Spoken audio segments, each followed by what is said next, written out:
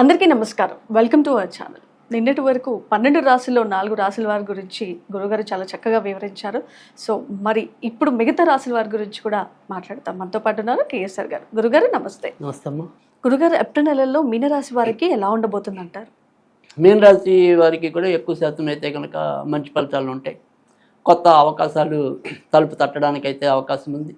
తర్వాత కొత్తగా పెళ్ళి కావాల్సిన వాళ్ళు కానీ ఎవరైనా ఉంటే పిల్లలు శుభకార్యాలు నెరవేరటం కానీ కనీసం శుభకార్యాలు ఖాయం అవటం కానీ ఈ నెలలో అవకాశాలు ఎక్కువైతే ఉంటాయి.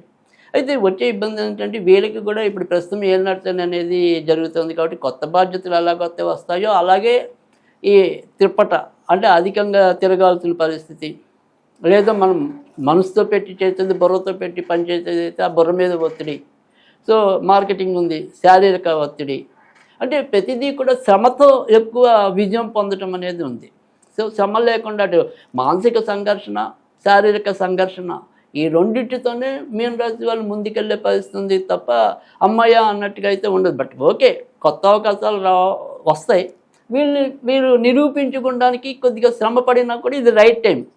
సో మన మీద ఒక గురుతర బాధ్యత పెట్టారు. సో దాని నుంచి తప్పించుకు తిరగటమా, దాన్ని ఎదుర్కోవటమా? సో ఎదుర్కోగలిగిన పరిస్థితి అయితే ఇప్పుడు ఉంది. సో దానివల్ల సంఘర్షణ తప్పదు. అంటే ఛాలెంజింగ్ ఎక్కువ ఉంటాయి అంటారు. ఛాలెంజెస్ ఉంటాయి, బట్ ఛాలెంజ్ని వీళ్ళు తీసుకున్నా విజయం పొందగలరు. సో నిరాశ అవసరం లేదు. కానీ ఎప్పుడైతే ఛాలెంజెస్ మనం తీసుకున్నామో స్ట్రగుల్ అనేది ఉంటుంది అంతా ఆబ్వియస్గా ఉంటుంది కదా. సో ఆ రకమైన స్ట్రగుల్ అయితే కనుక ప్రస్తుతం అయితే కనుక మీన రాశికి ఉంది. ఇక కొత్తగా పెళ్ళైన భార్యాభర్తలు లేదా ఇప్పటికే పెళ్ళైన భార్యాభర్తలు ఎవరైనప్పటికీ కూడా అంటే వైవాహికంగా ఈ వైవాహిక విషయంలో మాత్రం కొద్దిగా ఇబ్బందులు ఉన్నాయి. అంటే ఈ జీవిత భాగస్వాముల్లో ఎవరికొకరికి మధ్య మధ్యలో కొంత అనారోగ్య సమస్యలు రావడానికి అయితే కనుక ఆస్కారం అయితే ఉంది. అయితే ప్రాణాపాయాలు ఏమీ లేవు. సో చతుర్థ స్థానంలో గురుడు ఉన్నాడు కాబట్టి వీరు ఏదో రకంగా రక్షించబడటం అనేది అయితే ఉంటుంది. గురుగారు, ప్రతి రాశులలో కూడా మనం ఒకటి గమనించాల్సింది ఏంటంటే వైవాహిక జీవితంలో ఏదో కొంత రకంగా అంటే ఆటంకాలు లేదంటే ఇబ్బందులు అనేవి అయితే మనం అన్ని రాశుల్లో చూస్తున్నాం. ఎందుకంటారు?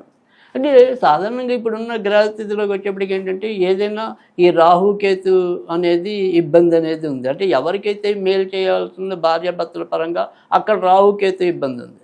తర్వాత ఎవరికైతే గురుడు వల్ల కుటుంబ జీవితం బాగుండాలో ఆయన గురుడు అష్టమంలో ఆయన యొక్క శత్రు మిథున రాశిలో ఉండటం అనేది ఉంది.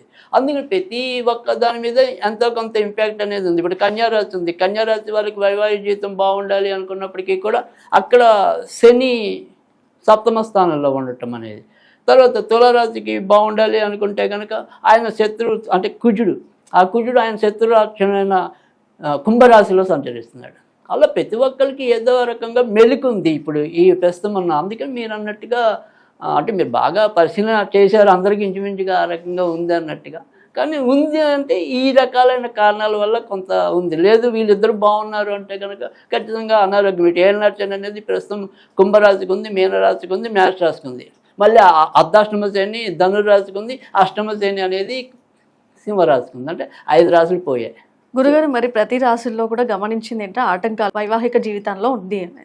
సో మరి ఈ వైవాహిక జీవితాన్ని సాఫీగా అంటే సాగాలి అనుకుంటే వాళ్ళు ఏ పూజను నిర్వహిస్తే చాలా మంచి ఫలితాలు ఉంటాయి? అంటే ఇప్పుడు మామూలుగా అయితే ఏ రాశికి ఆ రాశి మనం బాగుండాలి అనుకున్నప్పుడు ఆ రాశిలో చెప్పడం అనేది ఉంది. కానీ అలా కాకుండా అసలు అన్ని రాశుల వారికి కూడా ఏదైనా సరే ఈ వైవాహికంగా ఉండే ఇబ్బందులు అధిగమించడానికి లేదా ఇతరత్ర అక్కడ సుఖం పొందడానికి అందరికీ కామన్గా ఏదైనా సరే ఆరాధన ఉందా అంటే కనుక ఖచ్చితంగా లలితాదేవికి సంబంధించిన పూజలు. అంటే ఇప్పుడు ఏమంటాం, లలిత సహస్రనామం చదవటం వచ్చిన వాళ్ళు చదువుతారు, లేదు కనీసం వినటం.